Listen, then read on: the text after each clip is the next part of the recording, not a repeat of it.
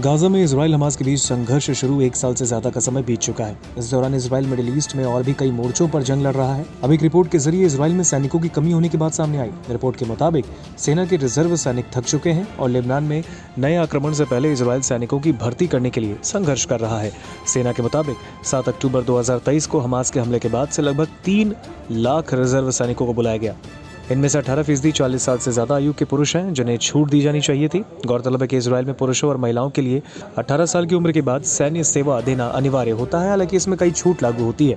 पिछले साल 27 अक्टूबर को गाजा में जमीनी हमला शुरू करने के बाद से इस जंग में अब तक 367 सैनिक मारे गए। लेबनान में हिजबुल्लाह के खिलाफ जंग में 30 सितंबर से इजराइल के 37 सैनिक मारे जा चुके हैं। भले ही सरकार रिजर्विस्टों के लिए न्यूनतम आय की गारंटी देती हो, लेकिन युद्ध की वजह से कई लोगों को अपनी दुकान बंद करनी पड़ी।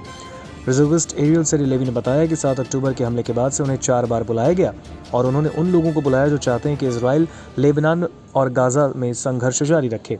उन्होंने कहा कि हमें इस युद्ध को खत्म करना होगा क्योंकि हमारे पास सैनिक नहीं है। उन्होंने कहा कि हालांकि वो अभी भी अपने देश की सेवा करने में विश्वास करते हैं, लेकिन अब बात बढ़ चुकी है।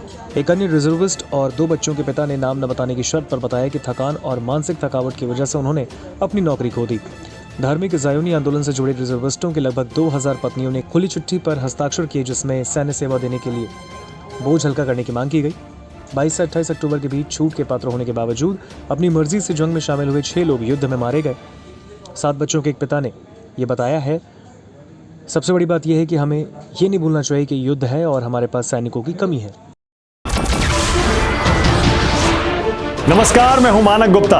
अगर आपको हमारा ये वीडियो पसंद आया हो तो इसे लाइक और शेयर जरूर करें और हाँ, हमें सब्सक्राइब और फॉलो करना ना भूलें ताकि आप देश और दुनिया की कोई खबर मिस ना करें। तो जुड़े रहिए हमारे साथ और देखते रहिए न्यूज़ 24।